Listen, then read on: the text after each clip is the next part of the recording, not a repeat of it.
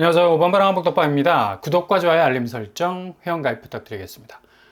역시 지금 시점에선 가격 태거가 제일 중요합니다. 이것 빼고는 그냥 아무런 의미가 없다 해도 과언이 아니겠죠. 지금 서울 집값이 올라간다 하지만 이 추세가 그리 오래 가지 못할 것은 지금껏 집값이 내려와 있었기 때문에 특례 대출 몰고 수요가 진입하는 동선을 만든 건데, 정말 시장의 바람대로 집값이 불장으로 간다면 당연히 수요는 손절을 선택할 수밖에 없겠죠. 아니, 왜 그동안 내렸던 집값 다시 올려서 그 상승분을 고스란히 내가 받아줘야 하는 건데. 그렇게 오른 상승분은 그대로 고금리분에 녹여서 매수자가 떠안아야 하는 형국, 특히 한국 부동산은 엄청난 굴곡진 이 변곡점에 다시 서게 될 거고, 잠시 잠깐 들썩거렸던 집값의 모습이 흔적도 없이 사라질 수 있는 리스크가 충분히 있는데, 굳이 지금 오른다고 하는 집을 손대는 것도 정말 잘못된 판단일 수 있다는 위기감. 지금 7월 들어서 현장에서는 급속하게 확산이 되고 있다는 얘기죠. 절대로 이 엄중한 시기에 호구되지 말자라는 분위기 무시 못한다는 얘기입니다. 이런 단면을 전형적으로 보여주는 샘플, 바로 어제 특별 공급을 받았던 단지들의 모습을 보면 알 수가 있는데, 먼저 분양가 상한제 아파트, 지금 최고의 수혜주가 되고 있지 않습니까? 어떻든 요즘 분양가가 주변 시세보다 비싸게 나오는 왜곡된 분양가 때문에 그래도 주변 시세보다 저렴한 분양가라는, 어찌 보면 몇 년 전만 해도 이게 상식이었던 시기가 있었는데, 이게 완전히 뒤집어지는 바람에 현재 분양가 상한제 아파트는 제일 프레셔스한 물건이 되고 있습니다. 바로 동탄역 엘리움 더 시그니처, 대방건설에서 수주를 맡아서 아파트를 짓는데, 대방은 일단 실평수가 넓다는 평을 듣고 있죠. 24평이 실평수로 체감도가 32평으로 느껴질 만큼 뺐다고 하는데, 실제 체감도가 중요하니까 이런 썰들은 직접 몸으로 느껴보는 게 중요하죠. 아무튼 그래서인진 몰라도 특공에선 82A가 84대 1을 뛰어넘는 막강한 경쟁률을 기록을 했습니다. 역시 A타입은 여전히 판상형 구조의 인기를 몰아가고 있는 건데, 특공에선 생애 최초가 압도적으로 지원자가 많았어요. 전체적인 경쟁률을 보면 278명 모집에 18,000명 이상이 지원을 했습니다. 평균 경쟁률을 보면 66대 1을 뛰어넘는 기록을 찍었죠. 나머지 다자녀도 기존 3명의 자녀에서 2명의 자녀로 줄어버리니까, 예전에는 겨우 정족수만 채우는 그런 분위기였는데 2,000명이 넘는 지원자 몰렸고요. 신혼부부 역시 요즘 강세인 듯 보이죠. 거의 7,000명에 가까운 사람들 몰렸네요. 이렇게 동탄 엘리움이 선방을 한 이유는 초반에 말씀드린 대로 바로 분양가 4억대에서 시작해서 6억대까지 선택지가 다양해서 사람들이 관심을 가질 수밖에 없는 거고, 또 특례 대출도 물고 들어갈 수가 있잖아요. 일단 역세권이라는 점도 무시 못하는 점이죠. 아마 분상제 아파트로서는 최후가 될 가능성이 높습니다. 기존 민간 임대에서 일반 분양으로 전환한 케이스라서 더욱 쏠림 현상이 있었던 것 같습니다. 결국엔 가격이다 라는 결론이 딱 나오죠. 지금 서울 집값이 반등이다, 불장이다 하지만 이게 결국 단기적인 흐름에 지나지 않는 게 바로 가격 때문입니다. 지난해 하반기부터 집값이 서서히 하락 추세에 있었기 때문에 수요가 붙은 거죠. 물론 특례 대출이 자금 역할을 한 것도 있지만, 아마도 집값이 꿈쩍도 하지 않았다면 상상도 못할 일이었을 겁니다. 근데 이런 추세가 두세 달 더 이어진다? 바로 수요는 주춤해질 수밖에 없는 거고, 불필요한 주거비용 더 플러스 알파로 낼 이유가 없는 거죠. 그러니 이렇게 분상제 아파트, 특히 신축은 분양가가 말도 안 되는 수준으로 나오는 거라, 특수한 입지에 위치해 있는 아파트 빼고는 그리고 분상제 아파트가 아니고서는 답이 없다는 걸 누구나 알기 때문에 이렇게 몰릴 수밖에 없는 거죠. 그리고 성남 금토지구 A3블록도 분양가 상한제가 적용이 되는 곳이죠. 여기는 규모가 300여 세대밖에 되지 않습니다. 그러나 입지 자체가 그래도 나름 좋은 곳이라서 119가구가 풀려서 어제 특공 접수를 받았는데 84A에서 121대 1의 경쟁률을 기록했고, 84B에서는 57대 1의 경쟁률을 찍을 정도로 치열했습니다. 분양가가 그리 착한 편은 아닌데 주변 시세에 비해서는 그래도 이 경쟁력 있다는 평가를 받아서 이렇게 사람들이 몰린 것 같죠. 전체 경쟁률은 105대 1을 기록을 했고, 요즘 뭐 보기 드문 경쟁률 찍었네.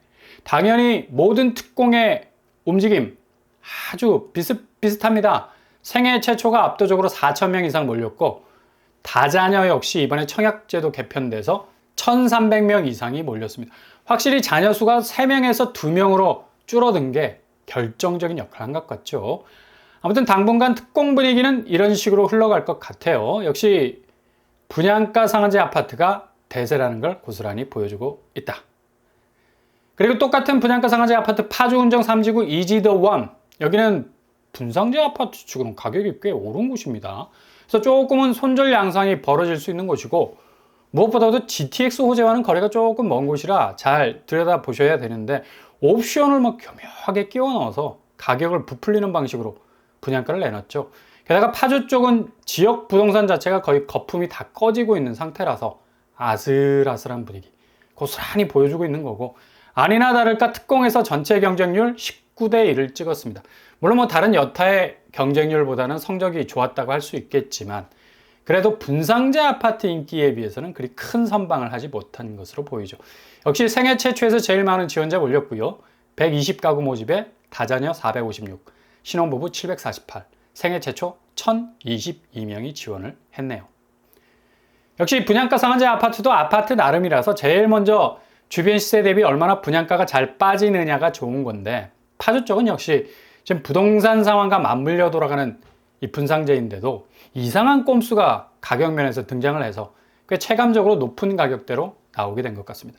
일단 이 세 곳, 동탄, 성남, 파주 쪽 분양가 상한제 아파트는 오늘 기준으로 7월 9일 1순위로 마감을 하게 됩니다. 역시 이렇게 분양 쪽을 들여다봐도 얼마나 가격대에 따라서 천차만별 분위기가 달라지는지를 알 수 있듯이, 매매 시장 쪽도 지금 뭐 한창 서울 집값이 반등의 서막을 열어가는 것 같지만 가격 앞에서 장사 없습니다. 시장 자체가 가격이 오르게 되면 지금 금융 환경으로 볼 때는 수요가 더 붙을 수 있는 여지는 갈수록 줄어들 수밖에 없다는 얘기죠. 그러니 하반기 집값 상황은 완전히 상반기와는 다른 양상으로 흐르게 될 것 같고요. 게다가 하반기는 부동산 쪽으로 흘러들어오는 자금이 꽤 제한적입니다. 상당히 위축이 될 가능성이 높은 것은 지금 금융위기감이 어느 때보다도 높아지기 때문에.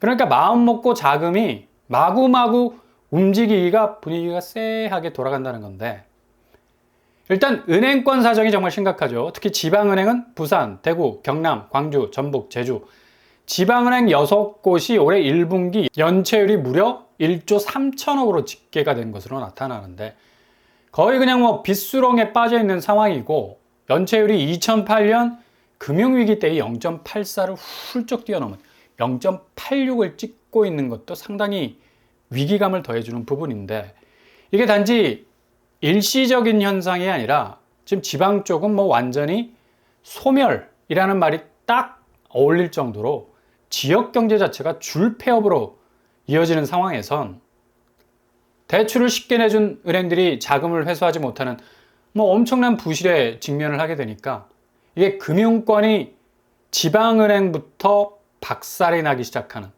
하부 구조 대균열이 이미 시작되고 있다는 얘기죠. 그러니 이게 뭐 기초 자체가 무너지기 시작을 했다는 건데, 아주 쎄한 느낌이 드는 건 자꾸 2008년 금융위기와 오버랩이 된다는 점입니다. 지표가 지금 올라오는 수위가 2008년 금융위기 수준을 자꾸 넘나드는 지표가 나온다는 게 문제라는 얘기죠.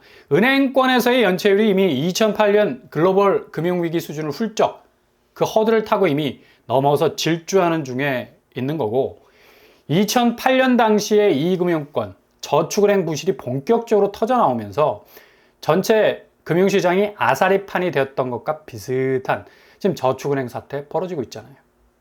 게다가 PF 위기가 130조 가량으로 대출 잔액이 이만큼 올라온 적이 없을 정도로 2008년 당시에도 역대 최고를 찍었다는 보도가 많았었는데, 2024년 130조 가량의 PF 대출 잔액이 술렁거리고 있다는 것도 지금 2008년과 너무 흡사하게 가고 있는 점입니다.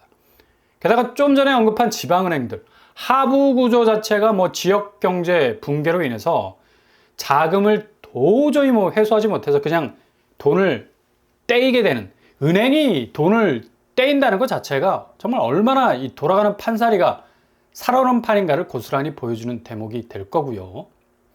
지금 제일 심각한 지방은행 중에 두 곳, 전북은행과 제주은행. 전북은행 대출 연체율은 무려 1.57%에 달하고 있습니다.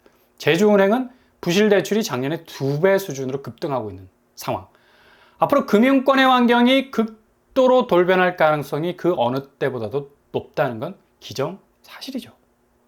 1997년 IMF를 연상하기에 딱 그림이 맞는 건 지금 이렇게 금융권에서의 부채가 그 증가 속도가 그대로 내관이 돼서 터질 수밖에 없는 건 바로 고환율 때문입니다.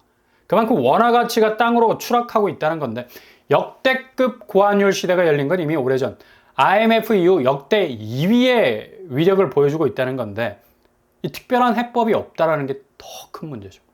지금 달러 위세가 엄청난 강도로 드라이브를 걸면서 모든 통화 가치가 주저앉고 있는 상황에서 프록시 통화로 지나친 동조화 현상을 보이는 이 원화, 앞으로 그냥 포복을 하면서 기어가야 할 운명에 처해 있죠. 1997년 외환위기 당시에 환율이 2,000원, 지금은 1,400원. 이게 자체 방어를 하고 있다 하지만 끊임없는 방어를 위한 방어를 해야 해서 답이 없다는 게 문제입니다.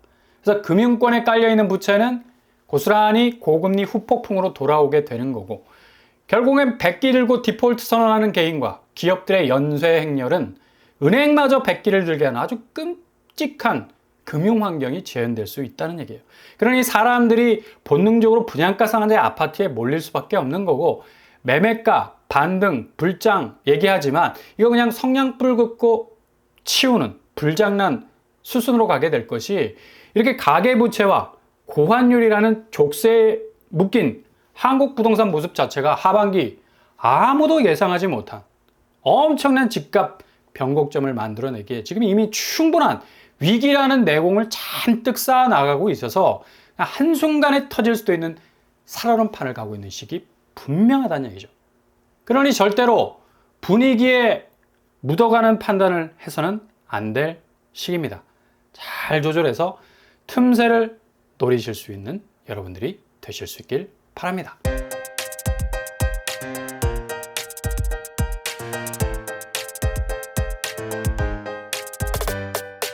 오늘의 부동산 캐리커처, 역시 지금은 가장 조심해야 할 시기입니다.